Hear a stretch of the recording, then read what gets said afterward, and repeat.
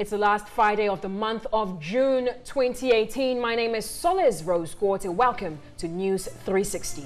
I'm Isamoni. Join us in a moment when we bring you the headlines for tonight's edition.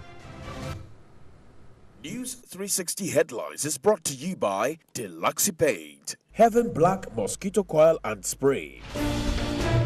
President Akufo-Addo to forward committee report on Electoral Commission to Attorney General for further action.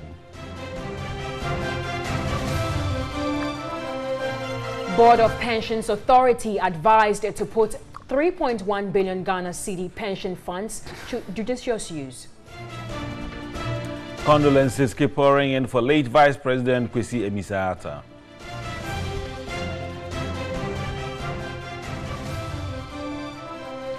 And from the Ashanti region, 5 dead in Kumasi floods.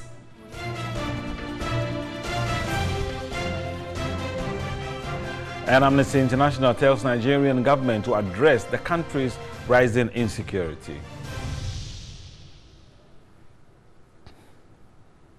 Details of all these and more, including sports and entertainment, coming up in the next 60 minutes. Now to our first story. The 5-member committee set up by the Chief Justice to investigate the citizens' petition on the former EC boss Charlotte Osei and her 2 deputies, Madam Amankwa Opoku and Amadou Sule, made adverse findings against the 3 electoral commissioners for financial malfeasance. Minister of Information Mustafa Hamid hints the president will forward the committee's report to the Attorney General for further action to be taken. The next step that the president is going to take in respect of this matter is to forward this report to the Attorney General. It is the Attorney General who basically is in charge of legal matters and of prosecutions and issues of the sort. So the Attorney General will study the report by herself, and I'm sure in due course she will report to the Ghanaian people the series of measures and steps that she will take in order to ensure full compliance with the recommendations of this committee. The Electoral Commission will be instrumental in the creation of new regions and elections of MMDCAs. There's also the District Assembly elections, referred to by some political watchers as Ghana's version of midterm elections. Will the sacking of Charlotte Osei, Sule Amadou and Georgina Opoku-Amankwa delay the processes needed to implement the local governance reforms? Minister of Information Mustafa Hamid has hinted the president will soon trigger the process to appoint a new commissioner for the EC. In respect of appointing a new EC commissioner or commissioners, all I can say to you is that, again, there are constitutional processes. The president has to do these matters in consultation with the Council of State. And so I am sure those processes will be triggered almost immediately. All I can assure is that it will be done in such a way that if there are constitutionally mandated duties that the commission ought to perform, that these do not fall in jeopardy. So that's all I can say, but it will be done within the earliest possible time under the ambit of the law.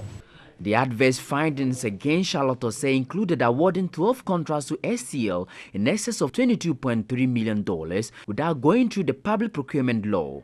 Deputy Commissioner in charge of operations Amadou Sule was found culpable to have instructed officials of EC to transfer votes illegally. Georgina Amankwa was found to have misapplied 8 months of staff endowment fund as operational expenses. The committee said funds accrued between 2013 to 2014 were not paid into the Staff Provident Fund. And the 5-member committee set up by the Chief Justice to look into the petition from some citizens against 3 commissioners of the Electoral Commission have established 3 commissioners operated with gross disregard to the Public Procurement Act. Charlotte Osei was found to have unilaterally awarded 12 contracts without recourse to the Public Procurement Act. The committee investigated Charlotte Osei on 6 allegations and confirmed the following. She engaged the services of Sorry at Law to the tune of 400,000 cedis without going through the procurement process and the committee found there was no documentary evidence of those engagements. Charlotte Osei unilaterally abrogated a duly procured contract with STL by Georgina Mankwa and awarded same contract to the same entity, STL. She signed 12 contracts with STL without recourse to the public procurement laws in excess of $22.3 million. The former EC boss also acquired a new office block at a cost of 98,100 cedis and partitioning of a new office at a cost of 3.4 million cedis. The committee found out that the two contracts were not put before the entity tender committee. The committee also found out that application of donor funds also breached the Procurement Act. The committee found that the value of the prefabricated office buildings was stated at $7.5 million in the letter to the PPA, but the contract was awarded by the chairperson to the tune of $14.3 million. The committee concluded that enough evidence had been established and therefore recommended her removal from office as chairperson of the EC based on misbehavior and incompetence. Amadou Sule had 4 issues to contend with. After witness statements from the chairperson herself against Amadou Sule, the EC Director of Finance, Joseph Kwekua Samoa, the Director of Elections of the NDC Party, Samuel Ofosu Ampofu, among others, and the respondent, Amadou Sule himself, the committee established that, quote, the NDC paid over 5 million cedis in cash for their primaries to the EC, and the MPP paid 233,000, 270,000, and also 276,600 cedis for its presidential and parliamentary primaries, respectively. Political party primaries were treated as a private commercial project by the deputy chairperson, with funds paid directly into the personal accounts of key staff for the functions to be performed for party primaries. Madam Georgina Mankwa was investigated on 4 issues raised by the petitioners. She signed 2 contracts with Superlock Technologies on 6 May 2015 for $24,397,000 and $16,509,500 respectively, without adhering to the provisions of the Procurement Act. The Minister of Information, Dr. Mustafa Hamid, expressed surprise the opposition is complaining about the constitutional process.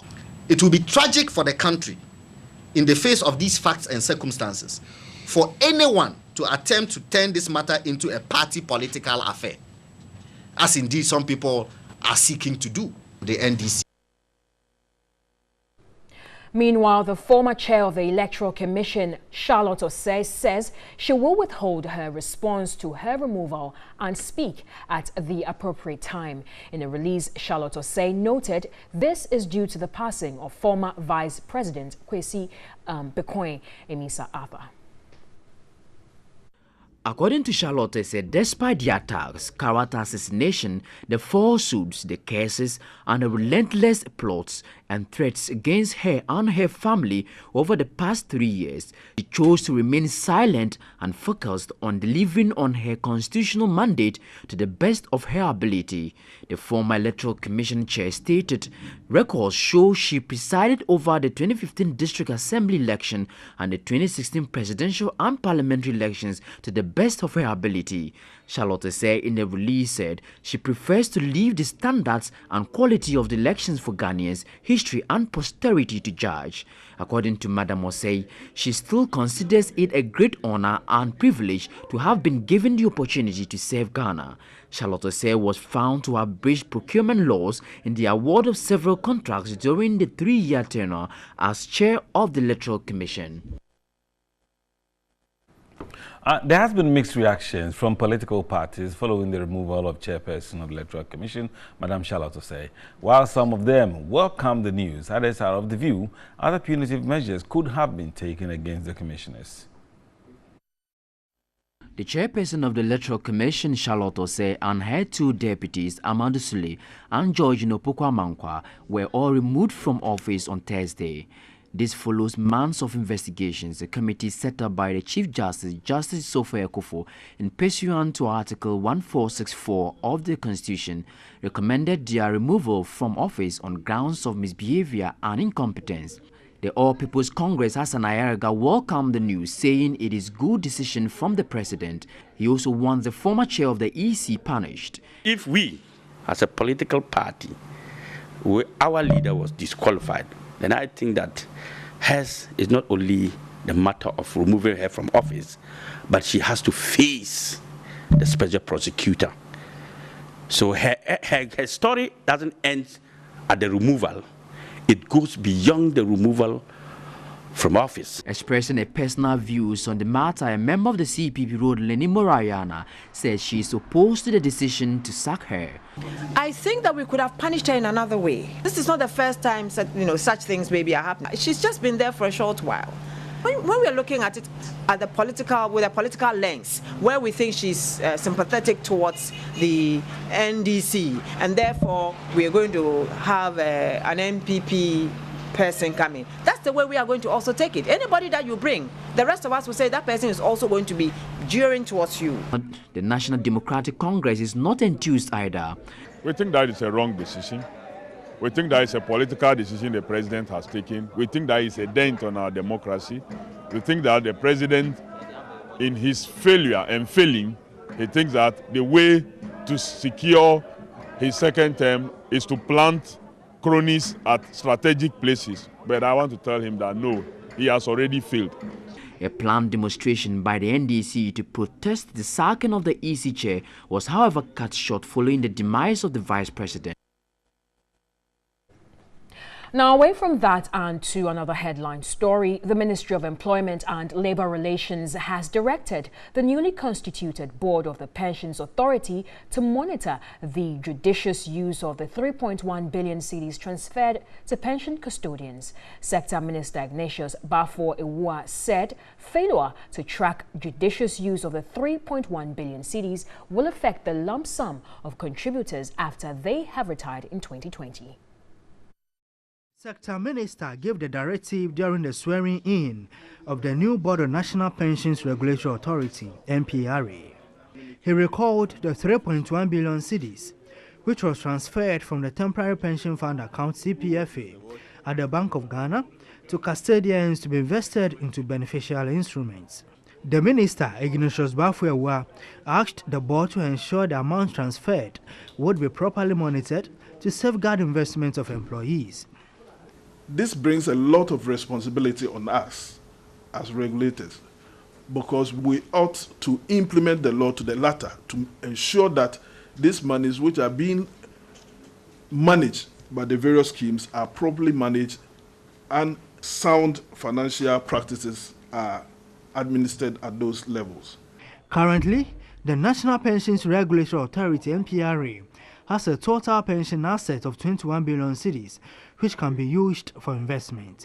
Minister of Finance Ken Oforiatta also implored the NPRA board to find alternative measures to raise additional capital to support contributions of pensioners. 40 million Ghana cedi fund is established, and 5 banks, including GHL Bank, Republic Bank, Stanbic Bank, GCB Bank, and NIB, are selected to work with government to deliver cheaper local currency mortgages and housing finance to Ghanaian workers and real estate development firms. The NPRA is expected to support this initiative by enabling banks and key stakeholders in this to issue mortgage-backed securities or through a Fannie, Freddie, or Sallie Mae concept. The sector minister again asked members of the board to expand its operations to enroll more contributors from the informal economy onto the scheme. The NPRA is expected to lead efforts in establishing an informal sector pension scheme with an initial focus on cocoa farmers.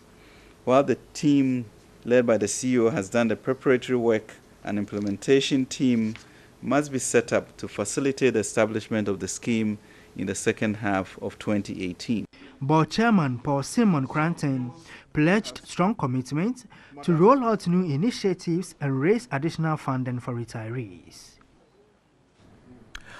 President of the Ghana Bar Association, Benson Uchukwu, has encouraged the judiciary to remain vigilant and cognizant of the threats to the rule of law.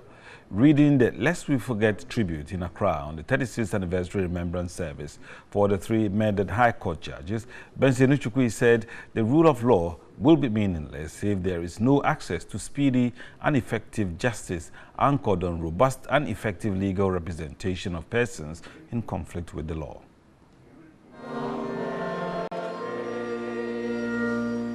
President Akufo-Addo, Vice President Dr. Mahmoud Bawumia and Speaker of Parliament Professor Michael Quay joined members of the Ghana Bar Association and the Judicial Service at the Holy Spirit Cathedral in Accra for the 36th anniversary remembrance service in honor of the three murdered High Court judges.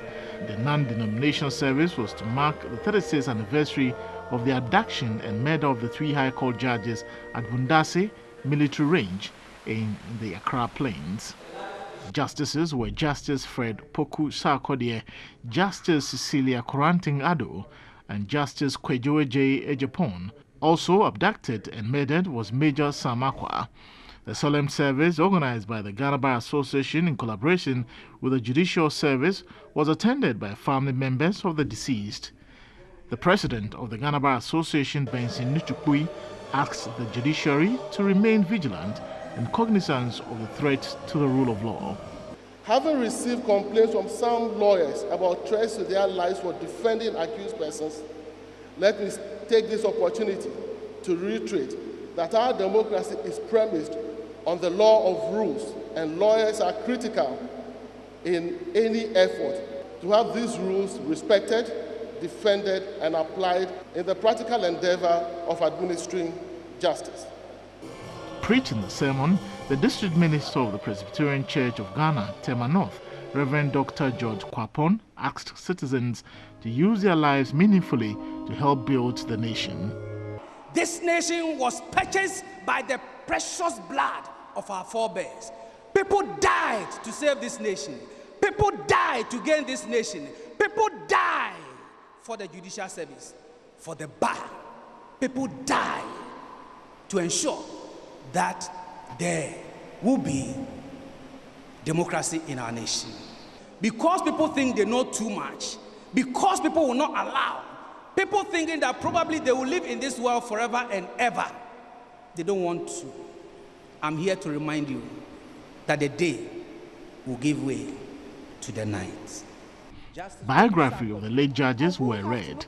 Martyrs' Day, which falls on the 30th of June every year, is observed in remembrance of the three High Court judges and Major Akwa, whose lives were taken in the line of duty in the early days of the 1982 revolution in Ghana.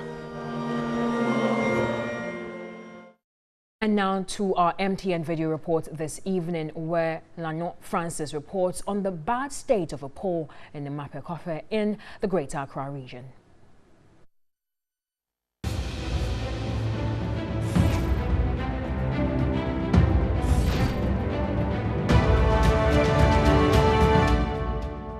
This electricity pole has been meant at the cost of bush fire. This pole is holding 4 phases and 3 phases. You can see the high tension that have been connected to the main transformer, and when this pole gets down, it will cause a disaster to the community. We are calling on ECG to come to our aid. I'm Lanyon Francis, reporting from Mapekofe in the Shai Osu Doku district.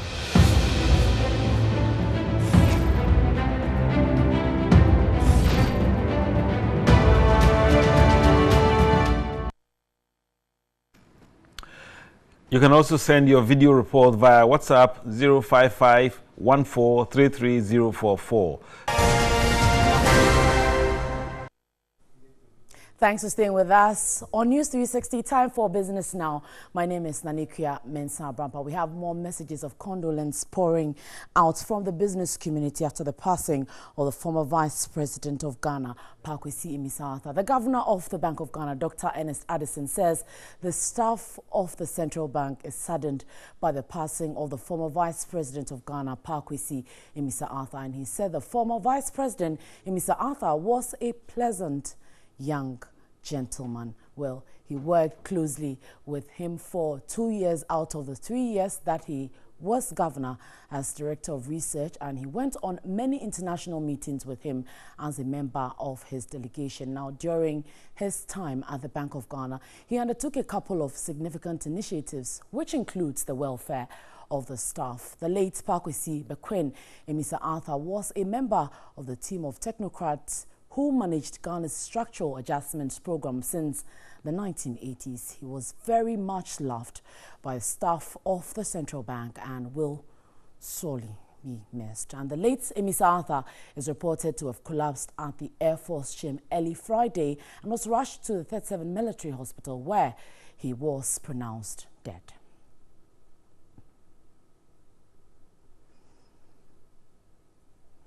Again, banking consultant Richmond Ituahene says the late Vice President Pakwesi Imisartha will be remembered for his efforts to sustain the city during his tenure as governor of the Bank of Ghana. He also recalled the late Vice President's efforts and leadership in bringing the needed reforms in the banking sector. Pakwesi Imisartha was once a research assistant at the Institute of Statistical, Social and Economic Research between 1974 and 1975. He later joined the Economics Department as a teaching assistant from 1977 to 1978, going on to become an assistant lecturer in 1979.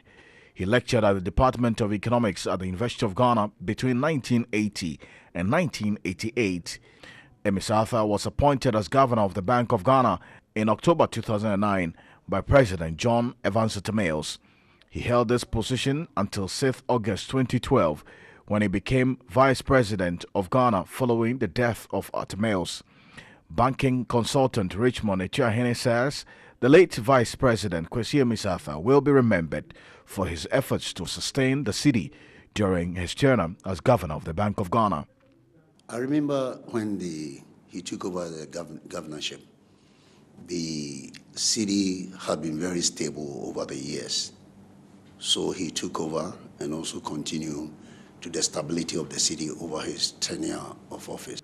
Dr. Ituahene said Kwesi Imisartha began the process to institute the needed regulations in the country's banking sector. He took over when we were in the consolidation stage of the banking sector.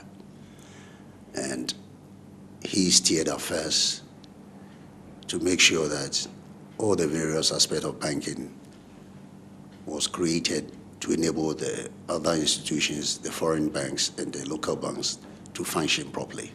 So at least I remember him for the consolidation of the banking sector in these terms of governorship. Kwesi Imisartha worked as a consultant for the World Bank in the Gambia. He also served as a consultant for the Netherlands government education project in Ghana. He then worked as a senior economist for the Sigma 1 Corporation in Ghana between 1998 and 2000.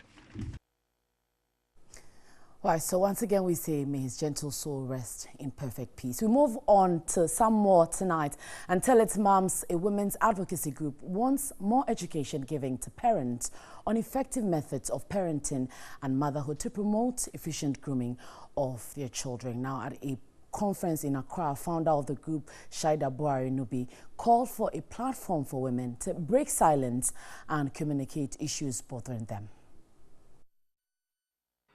The conference brought together women, parents and social media experts to dissect issues concerning women. Founder of Tell It Mom, Shaida Buhari Nubi, said there is the need for women to be informed about parenting and motherhood. As women, we do go through some kind of stress.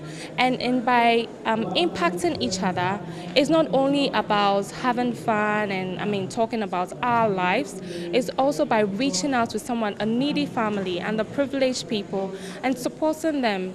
Ace broadcast journalist Ohenere Gifty called on women to unite to fight a common cause.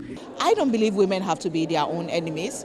Some of us are ignorant. Some of us have been socialized to believe that the next woman is your competitor. But if you're empowered, you know who you are, you know what you're about.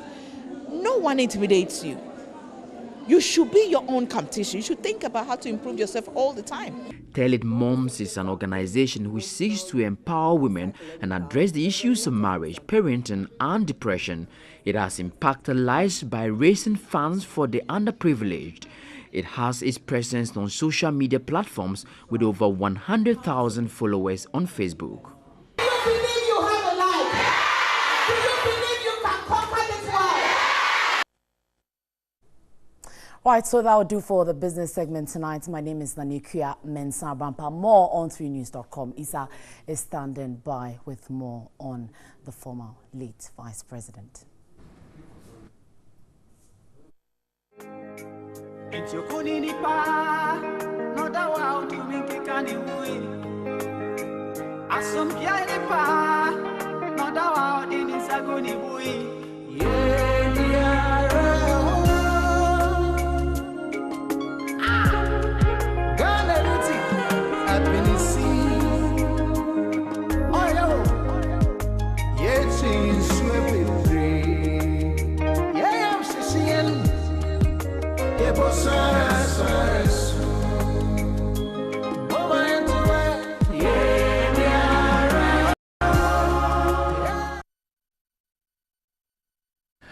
Right, let's do some more stories on the Vice President, Pakwesi Emisa-Arthur. And the Vice President has commiserated with the family of the late former Vice President, Pakwesi Emisa-Arthur. Dr. Mahmudu Bawumia also signed the Book of Condolence on behalf of government and the people of Ghana.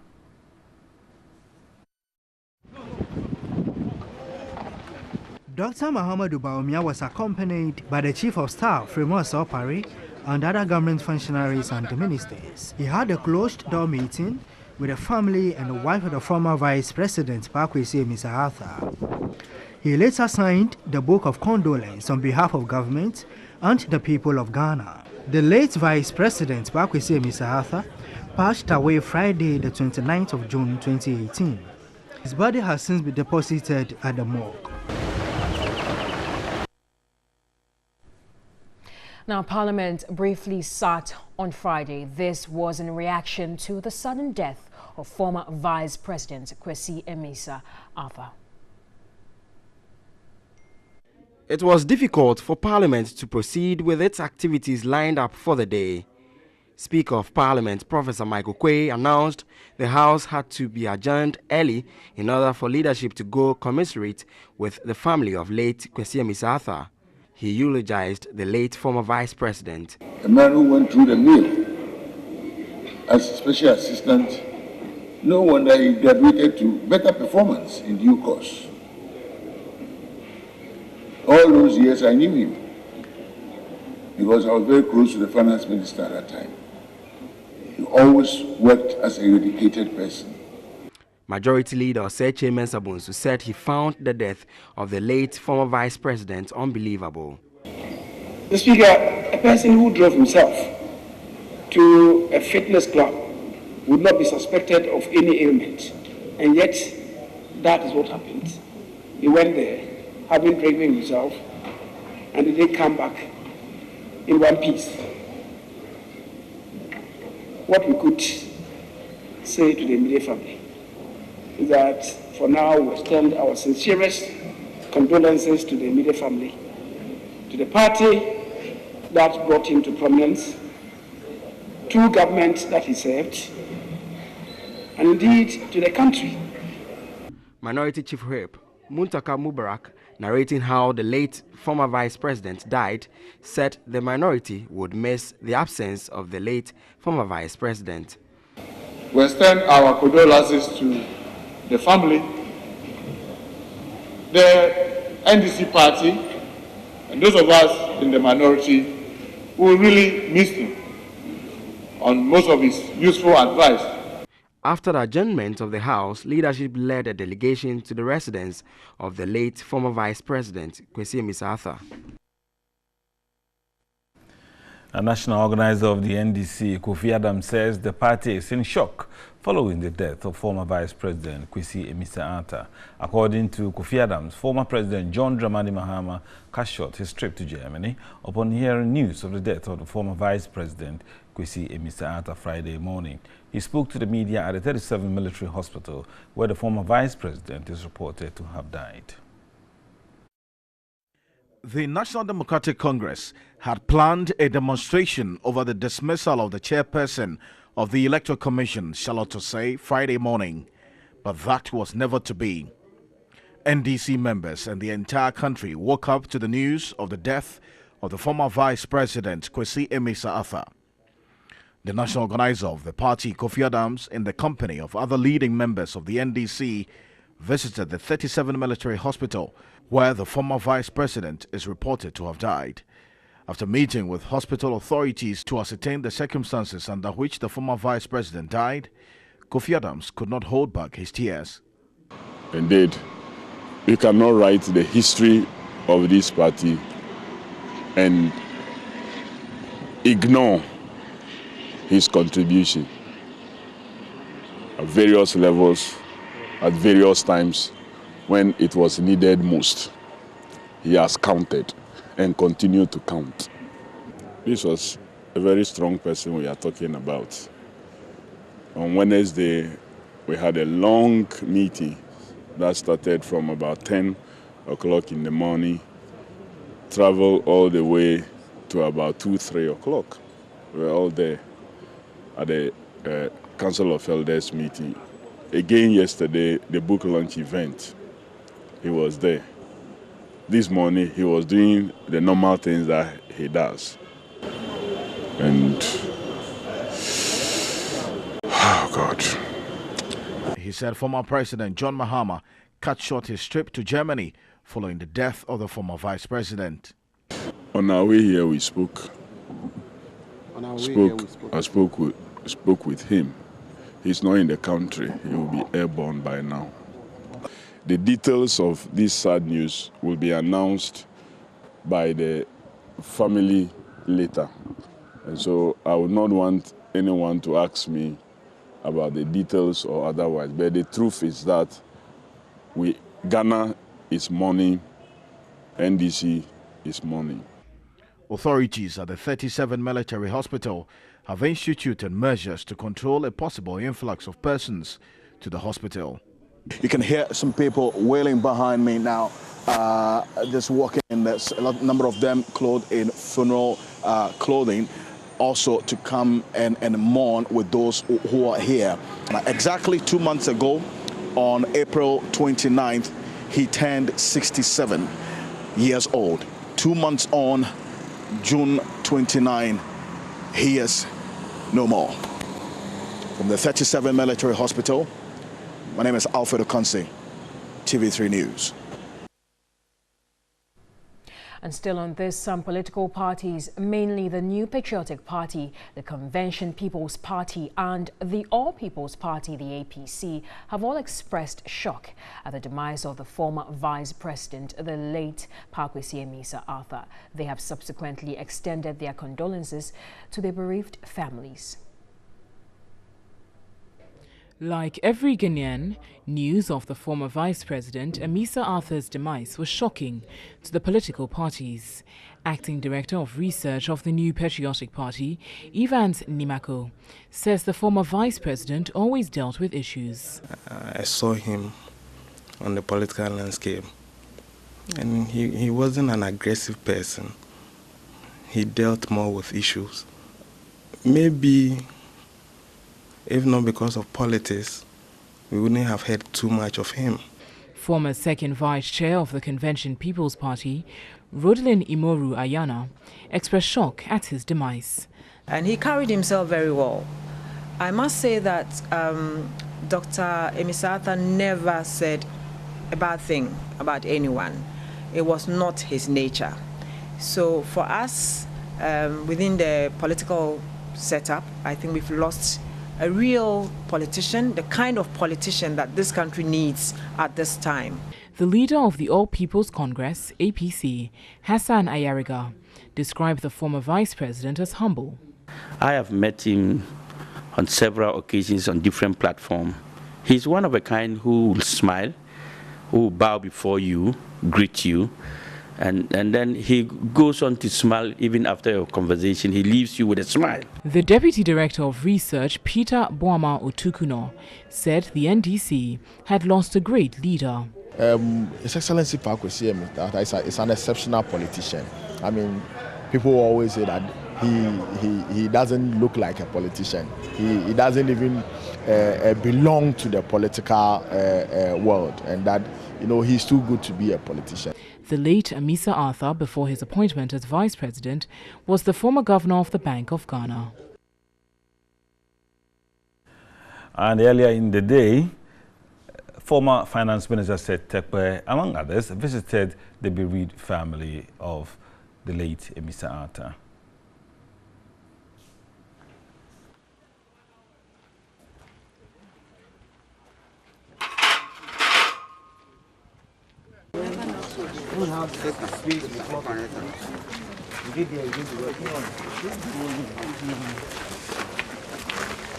I just left the wife. She doesn't even know what to do, you know. And she was with him from the gym right up to for 37, and then from there the rest is history. How is she doing? Well, what is expected of any wife to be doing? She's holding up to see visitors, but of course she's not in the right mind. How much value does the NDC put on him now? Jesus H. Christ. It's not measurable. You can't measure the value. He was vice president. He was deputy finance minister. He was governor of Central Bank. He was part of the party from beginning till this time. So the value is too great for comfort. In fact, when I was at the IMF, I worked with him. He was then in a small consultancy called Sigma 1. So we kept our relationship through his governorship and as vice president when I became a minister. So Pakwesi, if I should use the way we all call him, is somebody who is very intimate and very personal.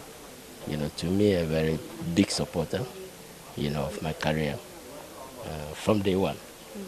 And even though he was also young at the time, I can say that because of his higher level of education at the time and insight and experience, he was a real mentor.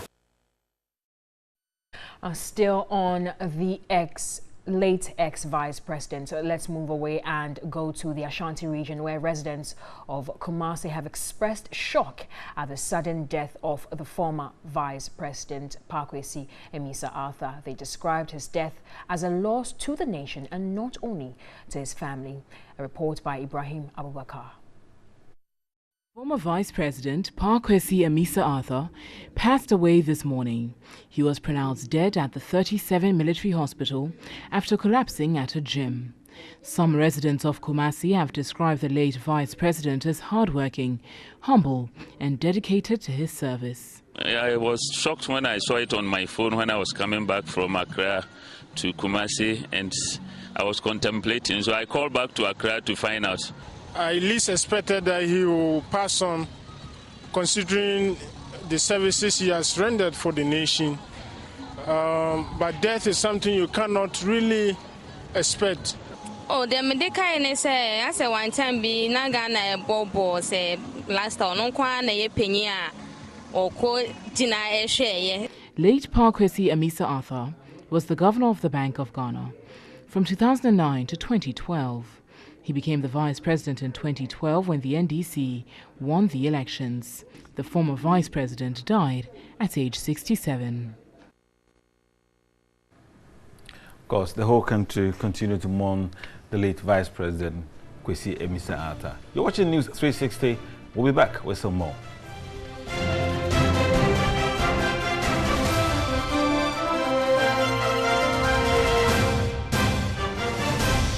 There with the sports news updates. But let's head over to Kumasi, where hundreds of squatters have been evicted from their Nyamano-Angloga Junction slum in Kumasi following flooding in the area. A task force of the Metropolitan Assembly demolished over 300 illegal structures in the exercise. A report by Benjamin Edu. Thursday's flooding of Kumasi is the second in the year. Commuters and other road users were left stranded after 5 hours of heavy rains. Areas affected include Angloga Junction, Abuabo, Airport Roundabout, Dichemso, Sawaba, and Bokrum. A number of houses were submerged and residents displaced. Vehicles and other property were swept into the Abuabo and Suzanne drains. The total filling station and Nextborn gas station at Angloga Junction were badly hit.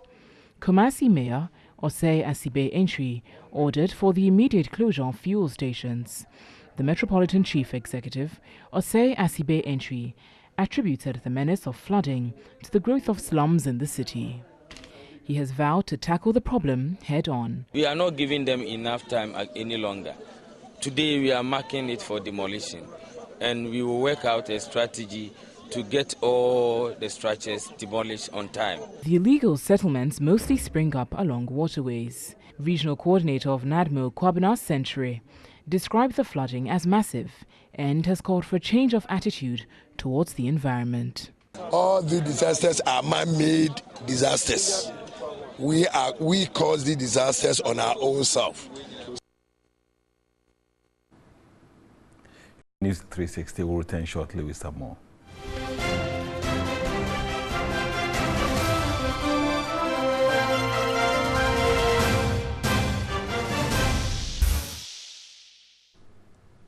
In entertainment this evening, the demise of former Vice President Kwesi Amisa Arthur has thrown many into shock, including those in the entertainment industry. Some Ghanaian entertainment personalities have been paying tribute to the former vice president.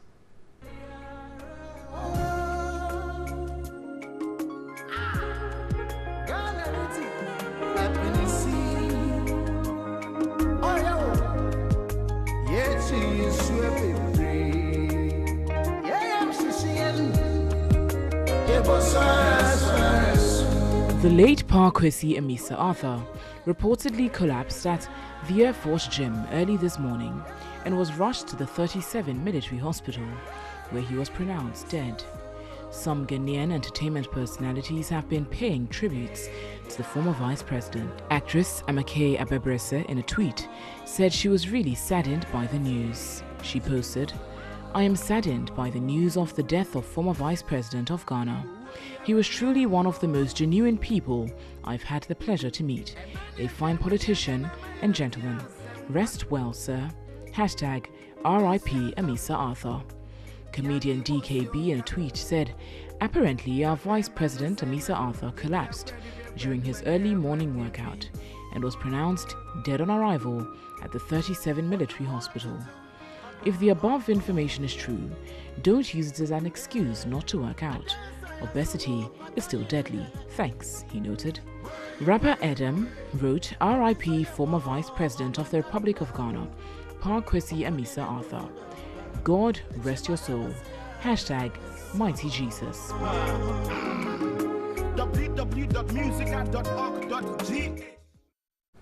And of course, we'll be expecting more messages and condolences from Ghanaians, and TV3 definitely will gather all of them and bring them to you.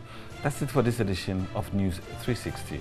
My name is Issa Moni. And I am Solis Rose Quarte. Don't forget that you can get more news on 3news.com. We've also been live on DSTV channel 279. Good evening.